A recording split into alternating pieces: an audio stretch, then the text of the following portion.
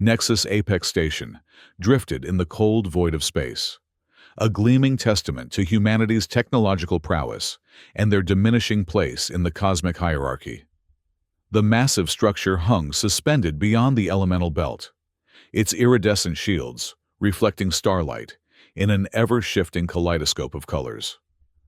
To the casual observer, it might have appeared beautiful, a jewel set against the velvet backdrop of space. But Lina Park knew better.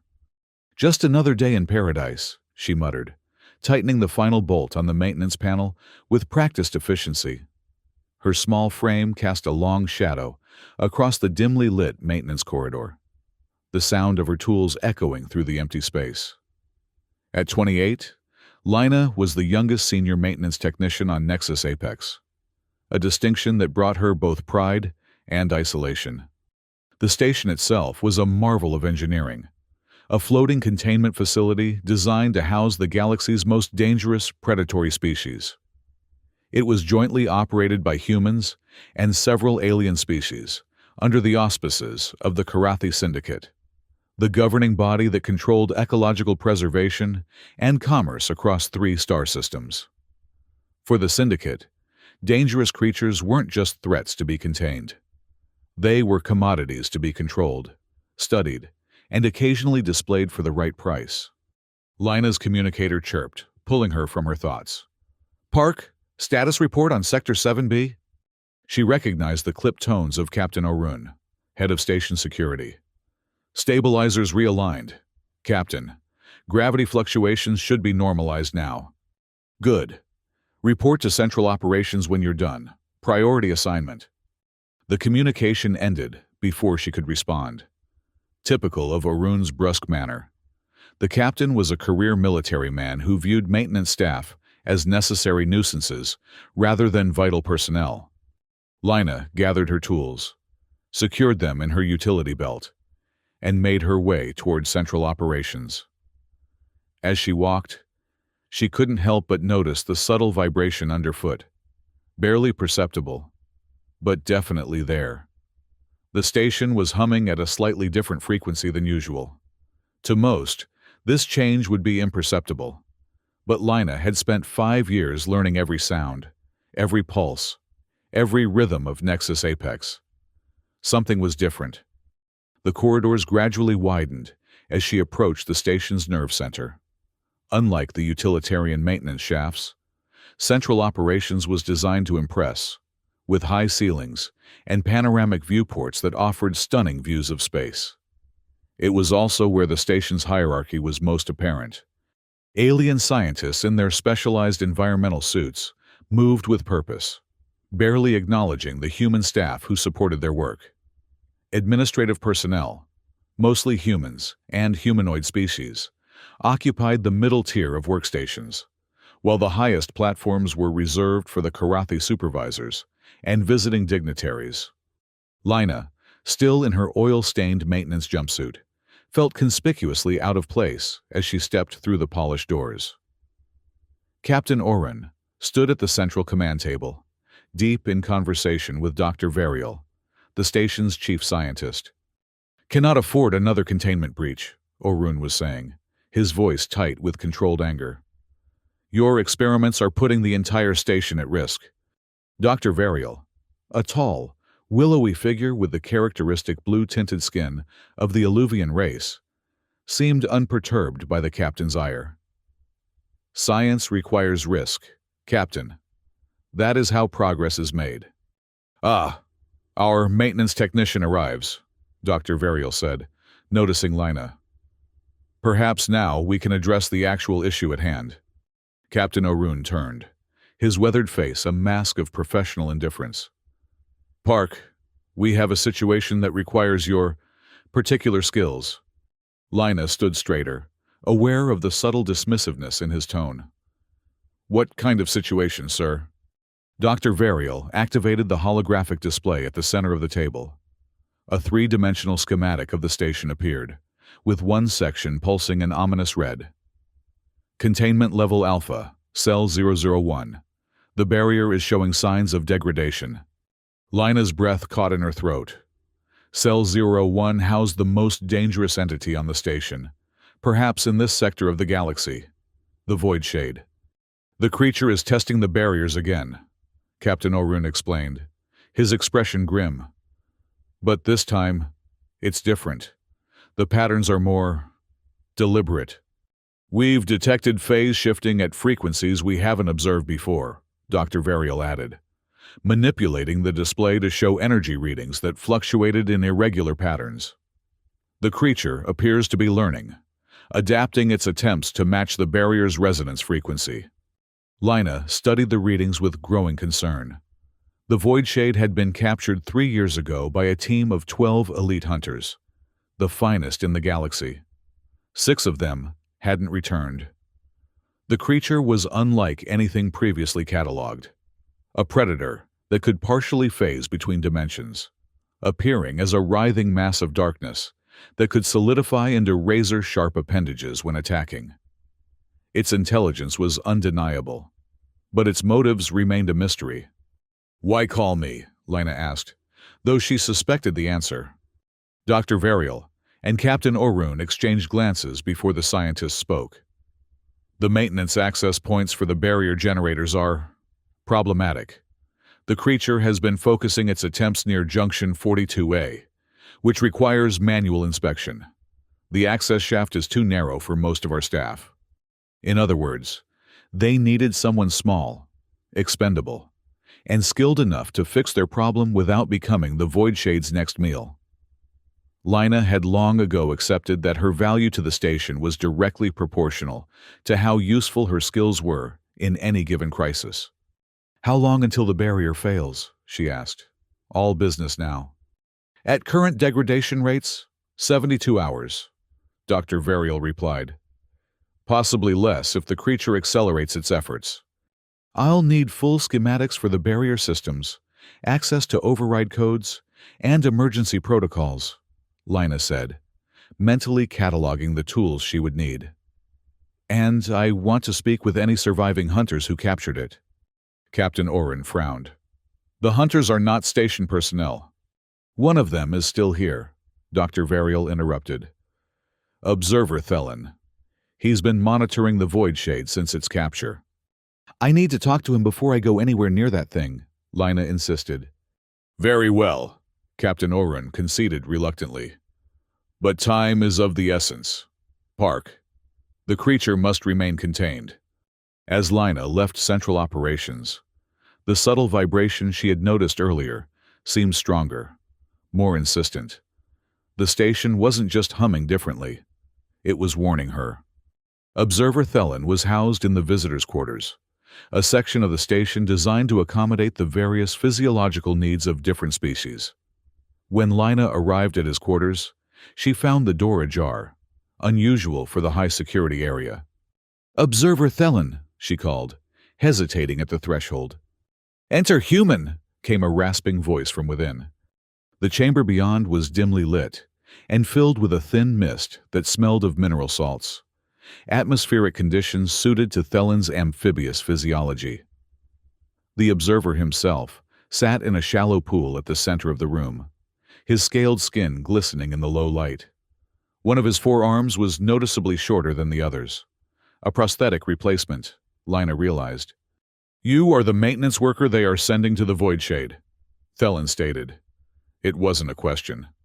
"Yes," Lina replied, approaching the pool's edge. "I need to understand what I'm dealing with." Thelen's vertical pupils contracted slightly as he studied her. "They did not tell you that others have tried? 3 technicians before you have inspected that junction. None returned." A cold weight settled in Lina's stomach. "No, they didn't mention that." "Of course not." Thelen made a sound that might have been a laugh or a cough. "Humans are considered replaceable here." "I'm not going in blind," Lina said firmly. "Tell me about the Void Shade.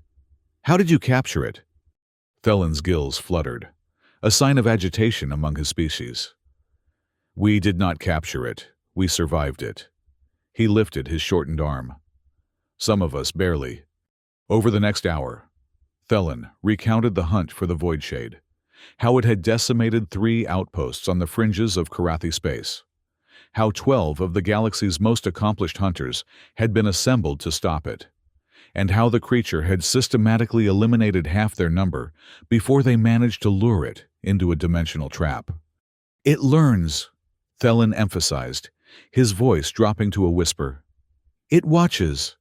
It remembers. The others think it is just an animal, a predator following instinct.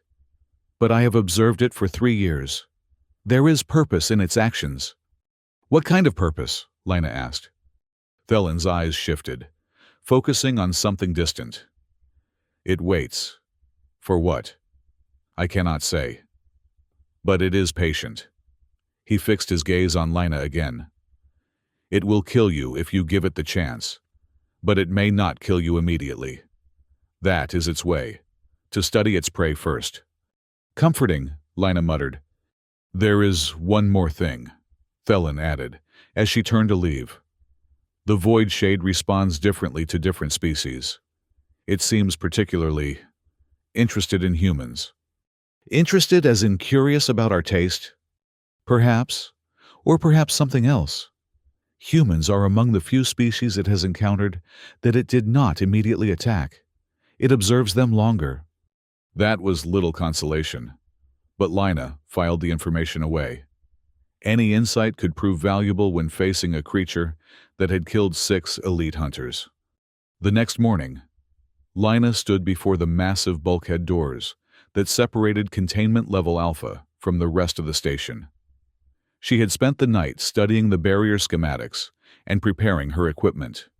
Now, dressed in a lightweight protective suit that would offer minimal protection against physical attacks, but wouldn't hinder her movements, she waited for the security protocols to clear her access. "Final authorization required," the station's AI announced. "Captain Orun, please confirm." The captain stepped forward, his expression unreadable. "Authorization granted. Open containment access." As the bulkhead doors slowly parted, Dr. Varial approached Lina. "Remember, you are there only to inspect and repair Junction 42A. Do not attempt to interact with the specimen." "Wouldn't dream of it," Lina replied dryly. "The creature is most active during the station's night cycle," Dr. Varial continued, ignoring her tone. "Current time puts us midday in the cycle, so it should be relatively dormant."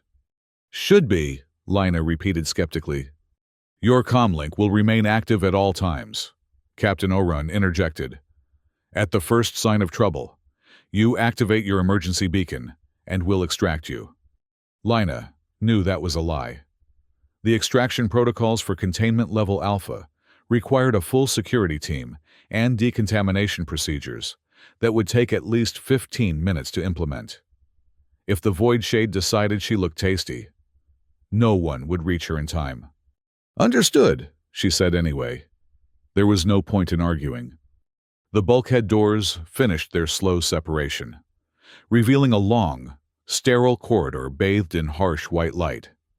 Unlike the rest of the station, there were no decorative elements here, no concessions to comfort or aesthetics. Just stark functionality and the low hum of the barrier generators that lined the walls. Junction 42A is approximately 200 meters ahead, at the perimeter of the containment field, Dr. Varial instructed.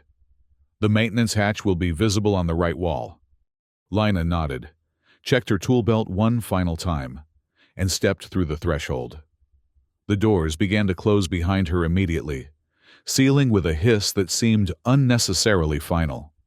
The corridor stretched before her, its stark lighting creating harsh shadows that danced at the edge of her vision. The humming of the barrier generators grew louder as she advanced, a constant reminder of the thin line of energy that separated her from one of the most dangerous entities known to exist. As she approached the halfway point, the lighting in the corridor subtly shifted, taking on a bluish tinge. The change was so gradual that Lina almost didn't notice it until she realized that her shadow had disappeared, absorbed by the ambient illumination that now seemed to come from all directions at once. "Varial," she spoke into her comm. "The lighting's changed." There was a pause before the scientist's voice responded, tinged with static. That's unexpected. The containment area is on a fixed illumination cycle. Well, something's changing it, Lina observed, continuing forward despite her growing unease. As she neared the end of the corridor, the bluish light intensified, and Lina could now see the maintenance hatch that was her destination. It was a small, unassuming panel set into the wall, marked only by a utilitarian access code. Beyond it lay the final barrier between the station and the void shade. Lina punched in her authorization code, and the hatch slid open with a soft, pneumatic hiss. Inside was a cramped service tunnel, barely wide enough for her shoulders, filled with a tangle of conduits and circuit pathways that fed power to the barrier generators. At the far end, perhaps 20 meters in, would be Junction 42A. She took a deep breath and crawled into the tunnel. The space was confining but not claustrophobic. Lina had spent much of her career squeezing into tight spaces that others couldn't or wouldn't navigate. The real challenge was maneuvering around the delicate equipment without disconnecting any of the critical systems. 10 meters in, she paused. There was a sound, barely perceptible beneath the constant hum of the generators. A soft, rhythmic tapping, like raindrops falling on metal. "I'm hearing something," she reported into her comm. "Tapping or clicking?" "Specifics, Park," Captain Oren demanded. "If I knew specifically what it was, I'd tell you," Lina shot back, irritation momentarily overriding her apprehension. "It's coming from ahead, near the junction." "Proceed with caution," Dr. Varial instructed. "The barrier is still fully operational. The specimen cannot reach you." Lina wasn't so sure. But she continued forward, the tapping growing marginally louder with each meter. She advanced. Finally, she reached Junction 42A, a nexus point where several major power conduits converged to feed the barrier generators. The diagnostic panel showed a cascade of warning indicators, power fluctuations, resonance instabilities, and periodic phase shifts that shouldn't have been possible with the current configuration. "I'm at the junction," she reported, "and we've got problems. The system is showing multiple failure points in the phase harmonics." "That's impossible," Dr. Varial responded immediately. "The phase harmonics are triple redundant." "Tell that to the readouts," Lina muttered, already working to open the access panel that would give her a view of the actual hardware. As the panel swung open, the tapping sound suddenly stopped. In its place came a low, sustained vibration that Lina felt more than heard. A bass note, so deep it resonated in her chest cavity. The hair on her arms stood on end, and a primitive part of her brain screamed danger. Beyond the junction's hardware, separated from her by only the thickness of the containment barrier, was the void shade. Lina had seen images of the creature, of course, grainy footage from the hunt, clinical observation videos from the containment facility. But nothing had prepared her for the reality of its presence. The void shade was a living absence, a three-dimensional shadow that somehow existed in defiance of physics. Its form constantly shifted and flowed, tendrils of darkness extending and retracting in patterns that seemed both random and deliberate. And it was watching her. Lina couldn't see eyes in the conventional sense, but she knew with bone-deep certainty that the creature's attention was fixed on her. The vibration intensified, and she realized with a start that the void shade was communicating, or at least attempting to. "Variel," she whispered into her comm, not daring to move. "It's here, right on the other side of the barrier." "Impossible," the scientist repeated. "The containment field extends 10 meters from that point. The specimen should not be able to approach the barrier directly." But it had, somehow. The void shade had navigated the restrictions of its prison to position itself precisely opposite Lina. "Park, get out of there now," Captain Oren ordered, his voice tight with controlled fear. The rational part of Lina knew he was right, that she should abandon the repair and retreat to safety. But a deeper instinct kept her rooted in place. Her eyes locked on the shifting darkness beyond the barrier. The void shade extended a tendril toward the barrier, stopping just short of making contact. The appendage hovered there, vibrating at a frequency that matched the deep bass note Lina had been feeling. Then, with deliberate slowness, it traced a pattern in the air, a series of interconnected lines that looked disturbingly like the circuit pathways Lina had come to repair. "It knows the systems," she breathed, the realization hitting her like a physical blow. "It's not randomly testing the barrier. It knows exactly where the weaknesses are." "That's preposterous," Dr. Varial scoffed, though his voice lacked conviction. "It's an animal, not an engineer." "Tell it that," Lina replied, watching as the void shade continued to trace the pattern, adding new elements that corresponded precisely to the junction's actual layout. "It's mapping the entire junction. Somehow, it can see through the barrier and understand what it's looking at." The implications were terrifying. If the void shade possessed this level of intelligence and perception, then its containment wasn't just at risk. It was living on borrowed time. "I need to fix this now," Lina decided, forcing herself to look away from the creature and focus on the junction's exposed hardware. The phase harmonics are degrading because the creature is somehow matching its own phase, shifting to the barrier's frequency. It's creating a resonance effect that's amplifying the shifts. She began working quickly, recalibrating the phase modulators and reinforcing the power supply to the most vulnerable sections. All the while, she was acutely aware of the void shade watching her, its presence a palpable weight against her consciousness. "Park, your vital signs are elevating," Dr. Varial noted clinically. "Are you experiencing distress?" "Oh, no. I'm having a wonderful time," Lina shot back, her hands steady despite the fear coursing through her. "Just having a staring contest with a dimension-hopping death shadow. Totally normal Tuesday." The void shade pulsed, its form contracting and expanding in a rhythm that almost seemed like laughter. Lina froze, her tools halfway through a delicate adjustment. Had it understood her? "Are you listening to us?" she asked softly, addressing the creature directly for the first time. The void shade's movement stilled, its amorphous form condensing slightly as if in concentration. Then, with deliberate precision, it extended a tendril and tapped against the barrier. Once, twice, 3 times. Lina's breath caught. "Did you understand me? 1 tap for yes, 2 for no." "1 tap." "Holy shit," Lina whispered, forgetting momentarily that her comm was still active. "Park, what's happening?" Captain Oren demanded. "It's intelligent," Lina replied, her mind racing. "Not just predator smart, but sentient intelligent.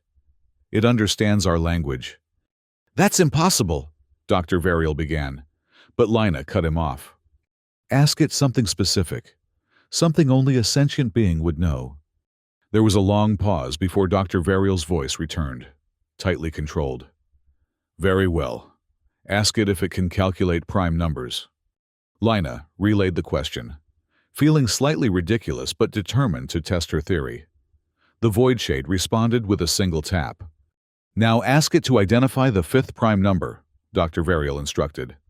"The 5th prime number is 11, Lina said, addressing the creature. "Tap the barrier 11 times if you understand." Slowly, deliberately, the void shade extended its tendril and tapped the barrier exactly 11 times. The silence that followed over the comlink was profound. Finally, Captain Orun broke it. "Park, complete your repairs and get out of there, now." Lina understood the urgency in his voice. A predator was dangerous. A sentient predator with the ability to manipulate phase states was a nightmare. She turned back to the junction, working faster now, aware that the nature of their situation had fundamentally changed. As she sealed the final connection and closed the access panel, she glanced back at the void shade. It had retreated slightly from the barrier, but remained within view, its form undulating slowly. "Thank you," Lina said simply, not entirely sure why she felt compelled to acknowledge the creature. The void shade pulsed once, a ripple passing through its shadowy mass that somehow conveyed acknowledgement. Then it withdrew further, fading into the darkness beyond the barrier until only a faint outline remained visible. Lina backed out of the maintenance tunnel, her mind whirling with implications. By the time she emerged into the corridor, her hands were shaking with delayed adrenaline and the weight of what she had discovered. The journey back to the bulkhead doors seemed to take both an eternity and no time at all. When she finally stepped through into the anteroom where Captain Orun and Dr. Variel waited, their expressions told her everything she needed to know. The rules had changed, and no one was quite sure what game they were playing anymore. "The junction is repaired," Lina reported formally. "The phase harmonics are stable, and I've implemented a random frequency modulation that should prevent the creature from synchronizing with the barrier again." "Excellent work," Dr. Variel nodded, though his attention was clearly elsewhere. "And your interaction with the specimen?" "It's intelligent," Lina stated flatly. "It understands our language, it can communicate, and it has been systematically studying our containment systems." "That's quite a leap from tapping on a barrier," Captain Orun argued, but his objection lacked conviction. "It drew the exact schematic of Junction 42A before I even opened the access panel," Lina countered. "It knows how our systems work, and it's been testing them, not randomly, but methodically. Each attempt teaches it something new." Dr. Variel's expression shifted from skepticism to intense scientific curiosity, a transition that Lina found more alarming than reassuring. "Fascinating. If the creature possesses true sentience and can manipulate phase states with such precision, then it's even more dangerous than we thought," Captain Orun finished grimly. "Or maybe we've been approaching this all wrong," Lina suggested, the beginnings of an idea forming in her mind. "What if containment isn't the answer? What if communication is?" The suggestion earned her twin looks of disbelief. "The creature has killed dozens of people," Captain Orun reminded her sharply. "It is not a potential diplomatic partner. It is a threat that must be contained." "Or studied," Dr. Variel added, his eyes gleaming with barely suppressed excitement. "If it possesses the intelligence you describe, the scientific value is incalculable." Lina recognized the look. It was the same one Dr. Variel wore when discussing particularly promising dissection candidates. "You want to experiment on a sentient being?" "I want to understand it," the scientist corrected smoothly. "As do you, apparently." "Understanding and vivisection are different things," Lina shot back. "Enough!" Captain Orun interrupted. "The creature remains contained, which is all that matters for now. Park, you will submit a detailed report on the repairs and your observations. Dr. Variel, I want a full assessment of the containment systems in light of this new information." It was a dismissal, and Lina recognized it as such. But as she turned to leave, Captain Orun added, "And Park, this information is classified. Level 1 security protocols are now in effect. You do not discuss what happened today with anyone. Is that clear?" "Crystal," Lina replied, knowing that the real reason for the secrecy had nothing to do with security and everything to do with control. If word got out that the station's most dangerous prisoner was sentient, there would be ethical questions that the Karathi Syndicate would prefer to avoid. Over the next 3 weeks, Lina found herself in the unusual position of being both essential and suspect.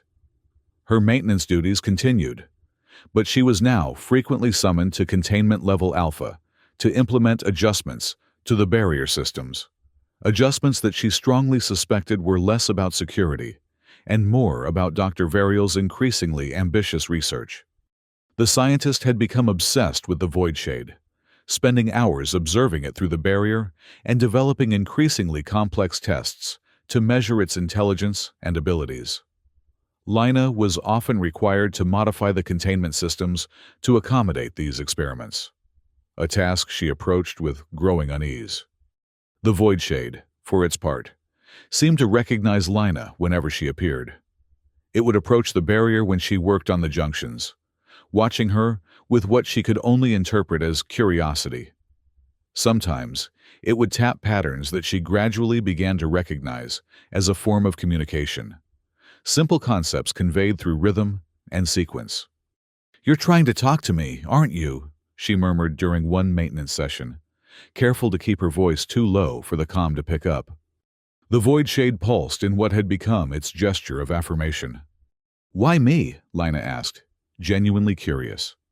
The creature extended several tendrils, arranging them in a pattern that Lina had come to associate with its representation of the station's personnel. One tendril positioned itself separately from the others, isolated, smaller. "Because I'm different," Lina guessed. "Or because I'm alone." The Void Shade's form contracted slightly, its equivalent of a negative response.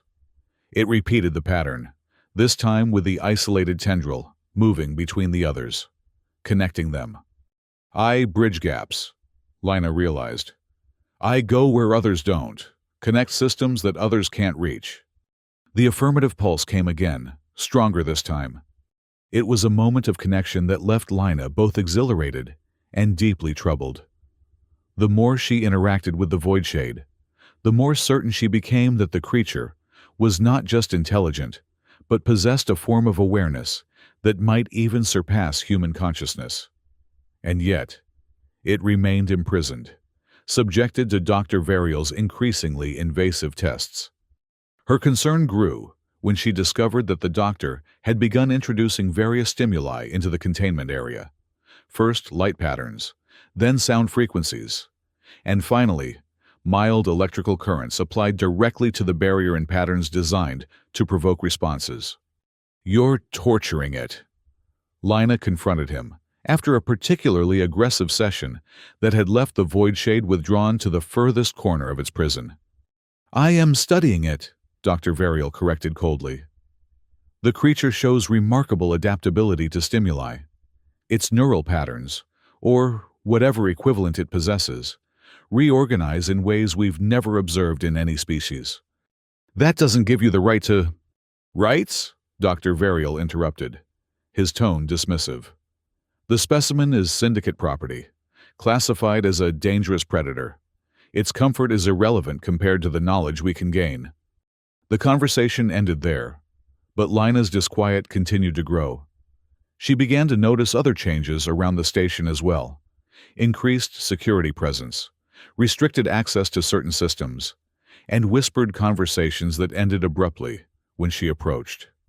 Something was happening beyond the routine containment of a dangerous entity. Her suspicions were confirmed when she intercepted a partial transmission while performing maintenance on the communications array. The message, fragmented, but clear enough, was from Syndicate Command to Dr. Varial. "Our preparation for Phase 2 approved. Asset transfer scheduled for Cycle 87. Extraction team en route. Containment protocols for live specimen transport." They were planning to move the Void Shade to another facility, one likely equipped for the kind of invasive research that Dr. Varial had only hinted at thus far. The implications made Lina's blood run cold. That night, unable to sleep, Lina made a decision that would either save the station or condemn it.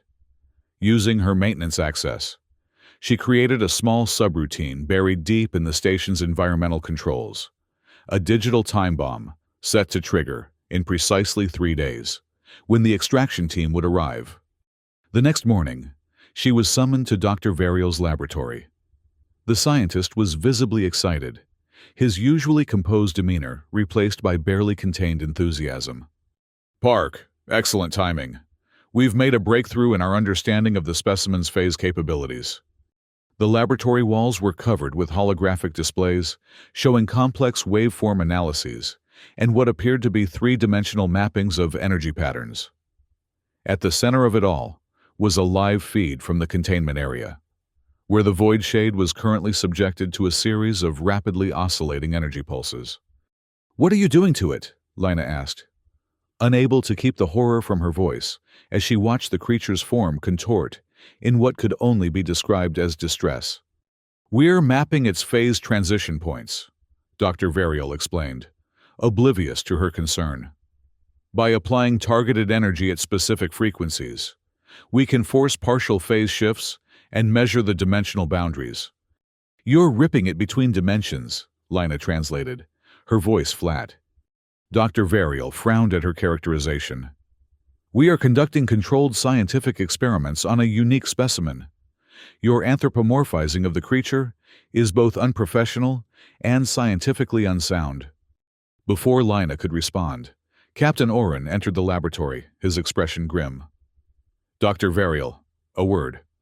The two moved to a corner of the lab, their conversation hushed but intense.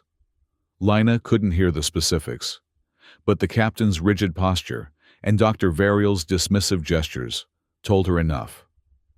There was disagreement about the handling of the void shade, perhaps even about the ethics of the experiments. When they returned, Dr. Varial's excitement had cooled to clinical detachment. "We will be accelerating our research schedule. The specimen will be transferred to the Central Research Facility in 3 days." "3 days?" Lina echoed, feigning surprise. "That's sooner than expected." "The Syndicate sees great potential in our findings," Dr. Varial replied smoothly, "particularly in the applications for dimensional travel and weapons development." And there it was, the real motivation behind the intense interest in the void shade. Not scientific curiosity, but military application. The creature's ability to phase between dimensions could revolutionize space travel, communications, and warfare. In the hands of the Syndicate, such technology would cement their dominance for generations. "I'll need to prepare the containment systems for transport," Lina said, her mind racing. "There are specialized protocols for moving the barrier generators." "Already being handled by the extraction team," Captain Oren informed her. "Your role will be limited to standard maintenance until their arrival." In other words, they no longer trusted her with the sensitive aspects of the operation. Lina had expected as much. She had been asking too many questions, showing too much concern for the specimen.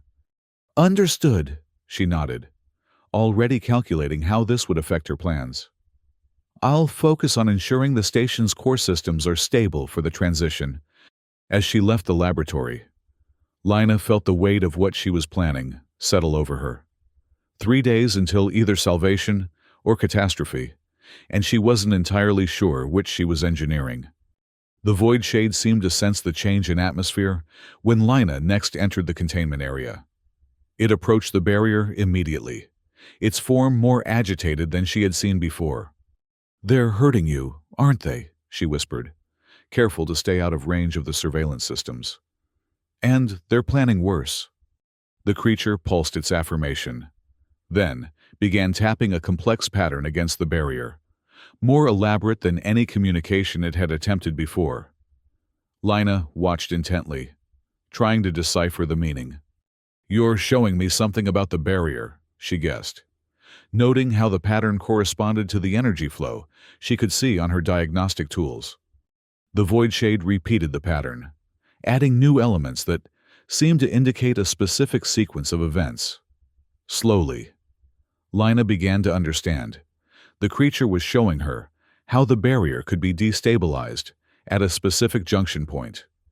"You want me to let you out," she breathed, the realization both terrifying and somehow inevitable.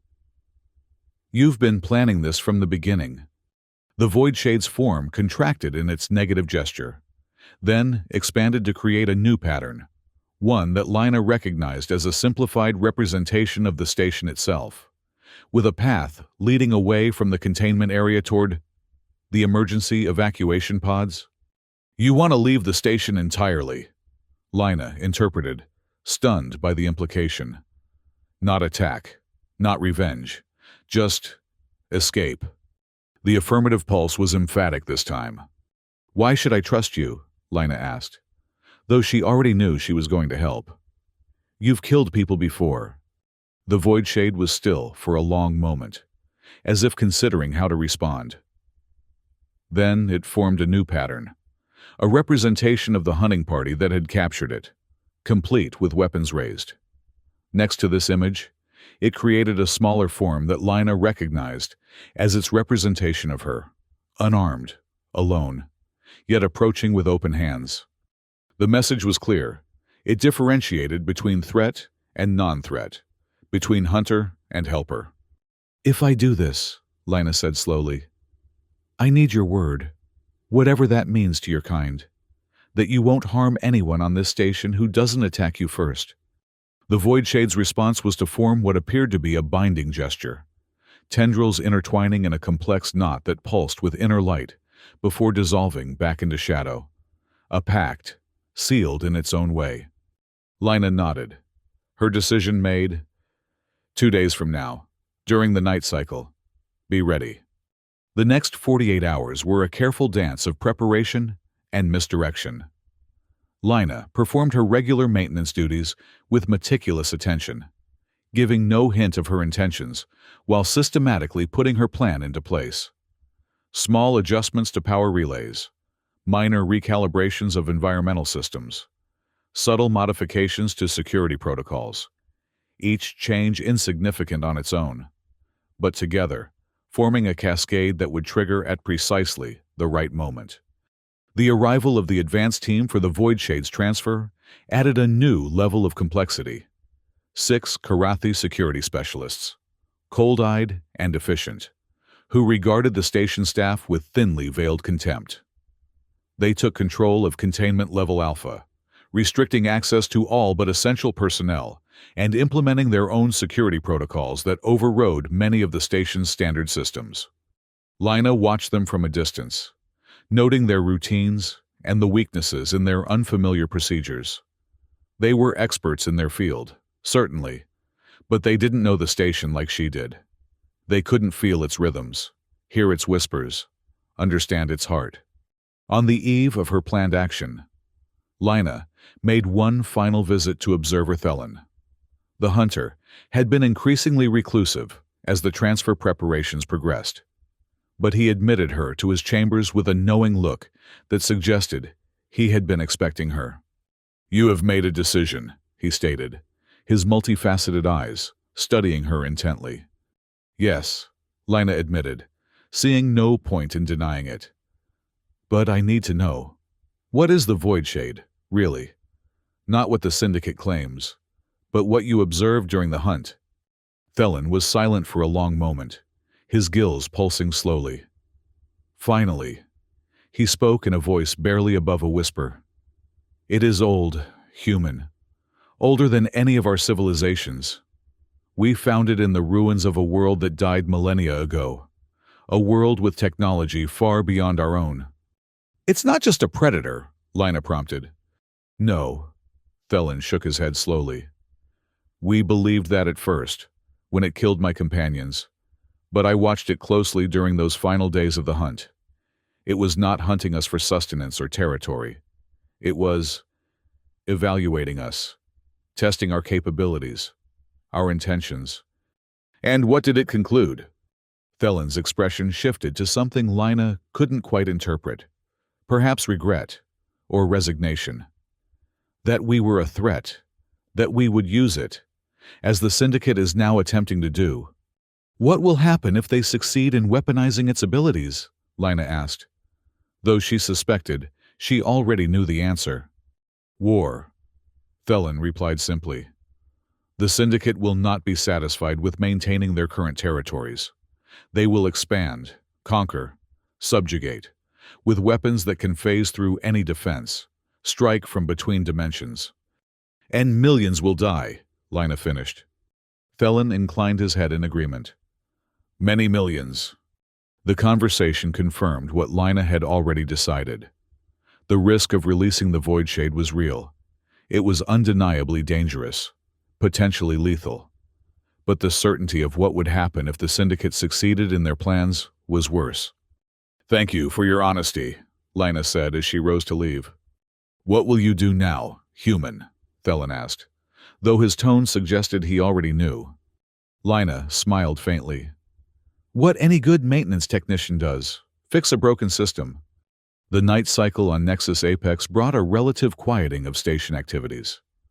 Lighting dimmed to simulate darkness. Non-essential systems powered down to conservation levels, and staff rotations thinned to skeleton crews. It was during this artificial night that Lina enacted her plan. The cascade began with a seemingly minor malfunction in the power distribution node for Sector 4, a standard fluctuation that would normally be addressed by automated systems. But Lina had carefully adjusted those systems to misinterpret the fluctuation as a more serious anomaly requiring human intervention. When the duty officer responded, he found himself locked out of the normal correction protocols, forcing him to implement emergency procedures that Lina had subtly modified. These modifications triggered a cascading series of system responses, rerouting power through secondary conduits, activating backup generators, and initiating diagnostic protocols across multiple station systems. Each of these automated responses further destabilized the station's carefully balanced power grid, creating fluctuations that rippled through critical systems. By the time the duty officer realized something was seriously wrong, alarms were blaring across multiple sectors, and the station's AI was reporting conflicting emergency scenarios that overwhelmed its decision-making algorithms. In the midst of this carefully orchestrated chaos, a cosmic ray event, a natural phenomenon that Lina had calculated would occur during this precise window, struck the station, penetrating its outer shields and introducing an electromagnetic pulse that temporarily disrupted communications and further compromised the destabilized systems. Simultaneously, the station's automated software update protocol, modified by Lina to trigger during this specific vulnerability window, initiated a system-wide refresh of security parameters, temporarily disabling certain failsafes and protection mechanisms. The combined effect of these seemingly unrelated events created a perfect storm of system failures that converged on containment level alpha. For precisely 20 seconds, the barrier containing the void shade weakened to critical levels, not enough to fail completely, but enough for a creature with the void shade's unique abilities to potentially breach it. Lina was waiting in Maintenance Corridor 17B, a rarely used access route that connected the containment areas to the emergency systems. Her heart pounded as she monitored the cascade of failures through her portable diagnostic tool, watching as each element of her plan unfolded with terrifying precision. The moment the barrier weakened, station-wide alerts erupted into a cacophony of warnings. Emergency protocols activated automatically, sealing bulkheads and rerouting essential personnel to secure areas. Captain Arun's voice cut through the chaos over the emergency channel, ordering all available security teams to containment level alpha. But it was already too late. Lina's sensors showed a massive energy surge as the void shade exploited the weakened barrier, its unique phase abilities allowing it to slip through the compromised containment field. Alarms blared throughout the station as automated tracking systems detected the creature's movement through previously secured areas. Lina took a deep breath, steeling herself for what came next.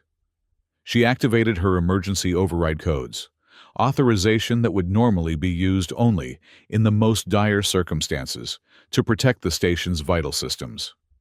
But instead of sealing bulkheads to contain the breach, she used the codes to open a specific maintenance access route, a direct path from the containment area to her current position.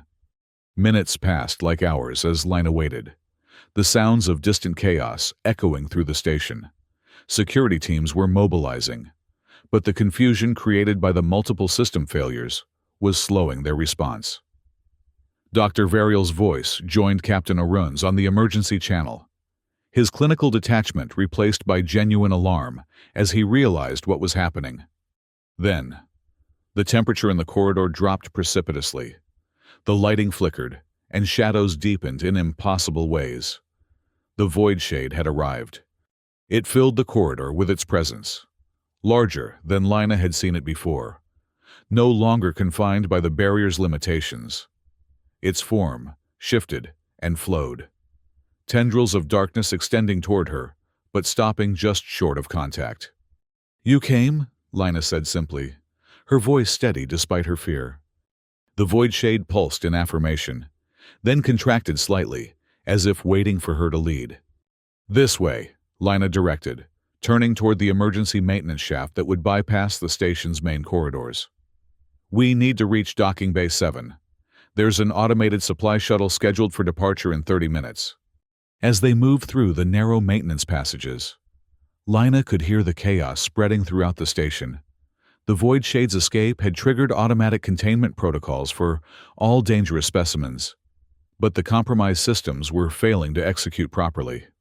Reports of secondary containment breaches flooded the emergency channels, other predators escaping their enclosures, adding to the pandemonium.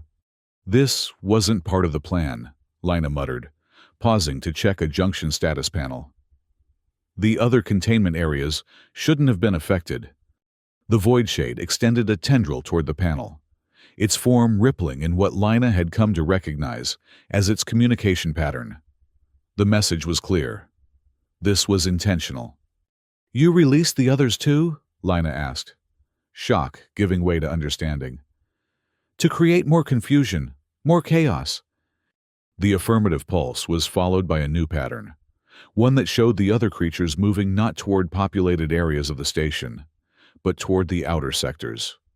They weren't hunting. They were escaping. "They're following you," Lina realized. "They recognize you as... what? A leader? A liberator?"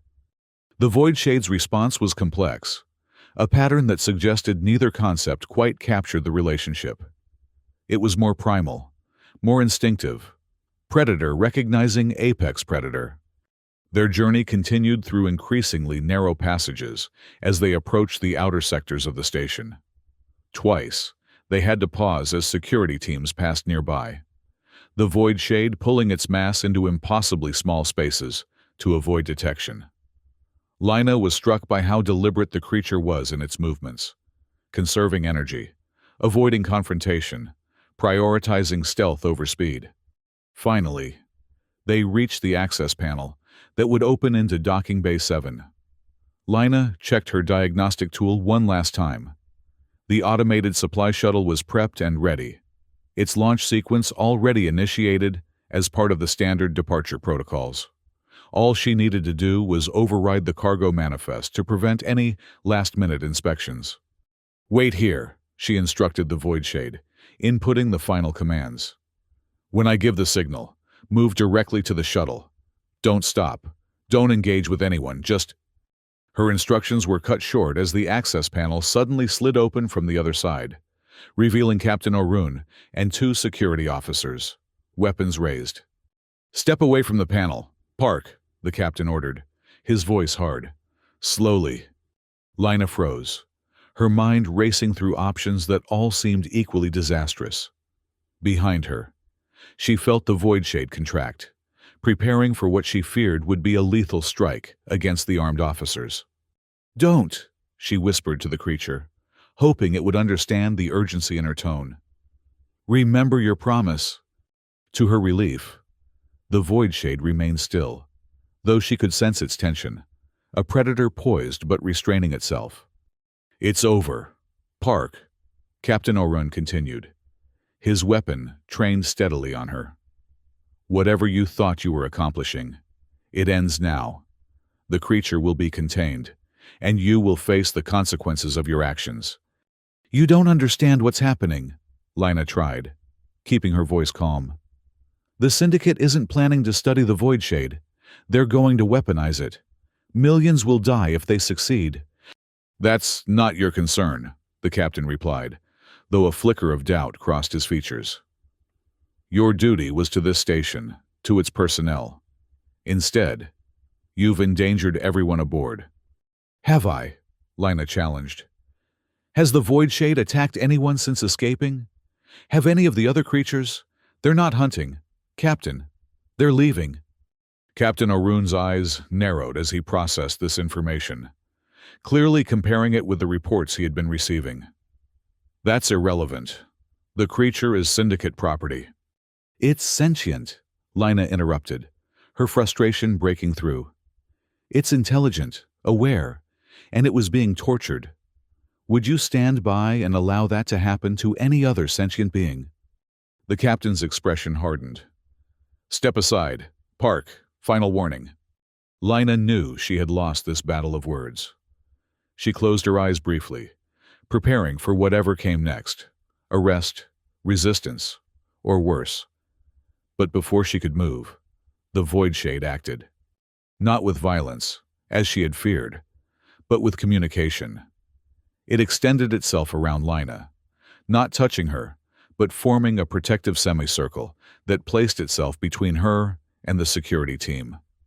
Then, with deliberate precision, it began to create the complex patterns she had seen before, only now projected large enough for everyone to see. The patterns showed scenes from its captivity, Dr. Varial's experiments, the pain they had caused, the Syndicate's plans for weaponization. It showed worlds burning, civilizations falling, as phase-shifting weapons penetrated all defenses. And finally, it showed an alternative, peaceful coexistence, mutual respect, the Void Shade and its kind existing beyond the reach of those who would exploit them. Captain Orun watched the display with growing consternation, his weapon lowering slightly as the implications became clear. It's communicating. It has been all along, Lina confirmed. You just weren't listening. The standoff might have continued indefinitely, if not for the sudden appearance of Dr. Varial at the far end of the docking bay. The scientist was accompanied by the Karathi security specialists, all heavily armed with weapons designed specifically for containing phase-shifting entities. Secure the specimen, Dr. Varial ordered, his professional demeanor abandoned in the face of potentially losing his prized research subject. Use maximum containment protocols.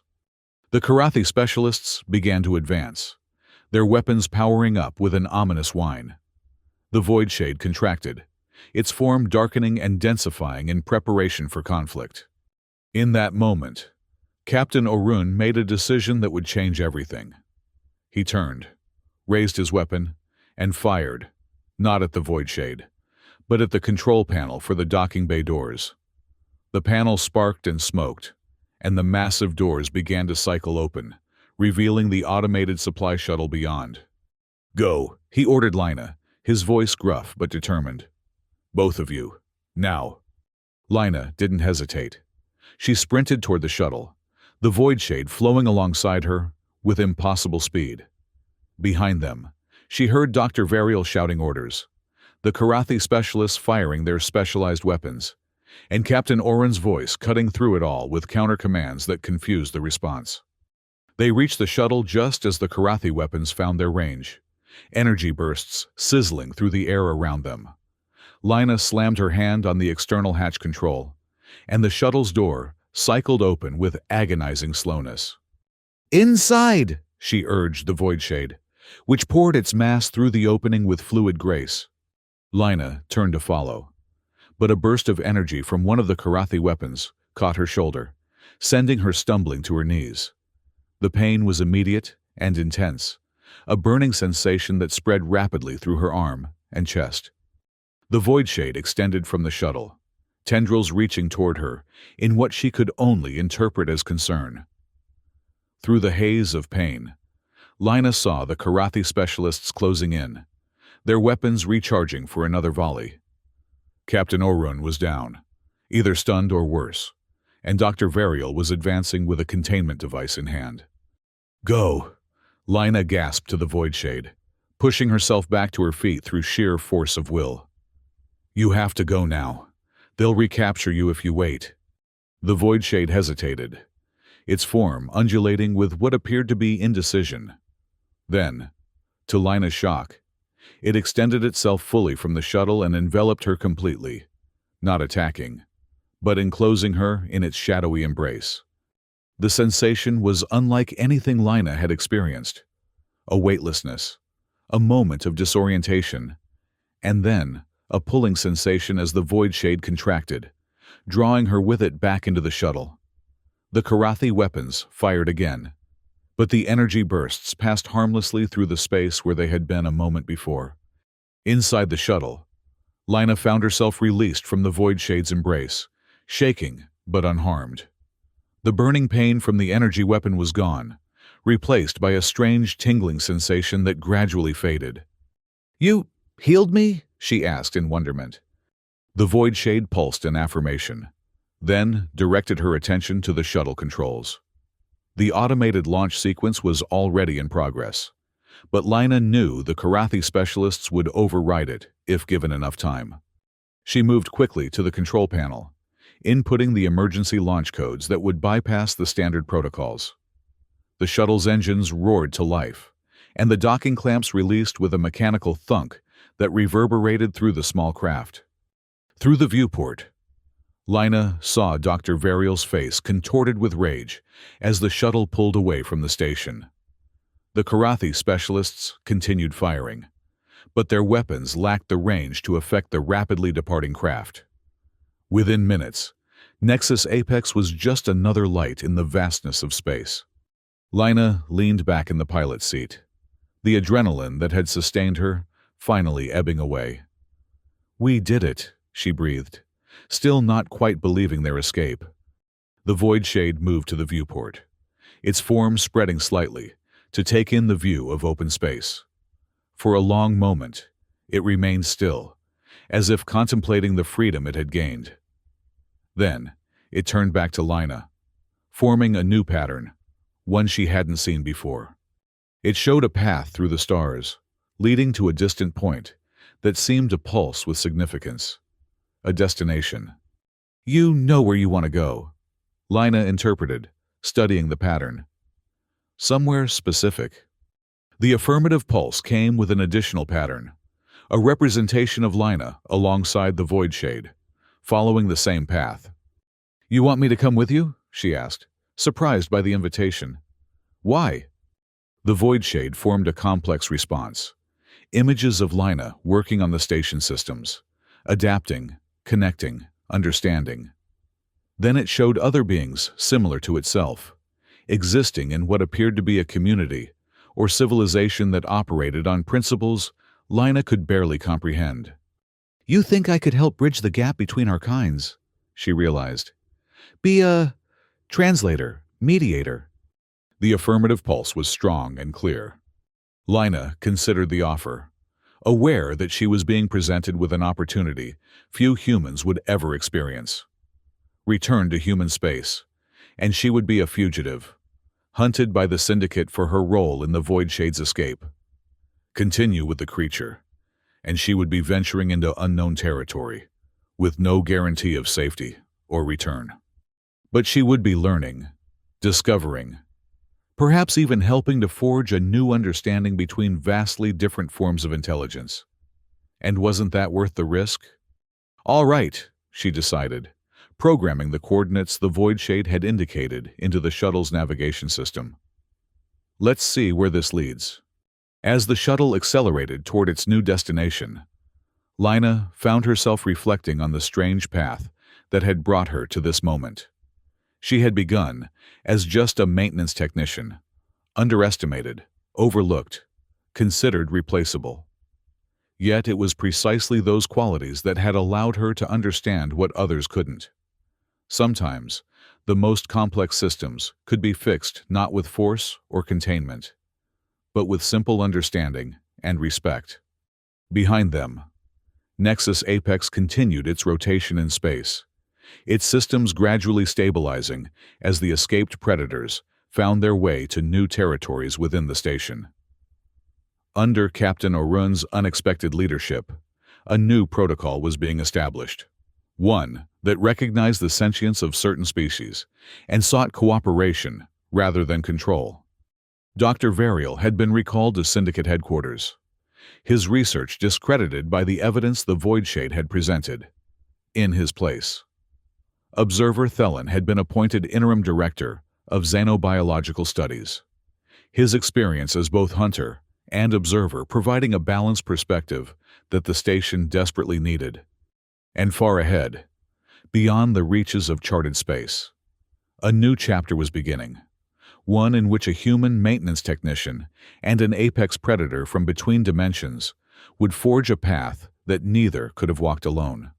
Lina Park, once the least regarded member of Nexus Apex's crew, had become the first interspecies coordinator, a bridge between worlds that had previously existed in fear of one another.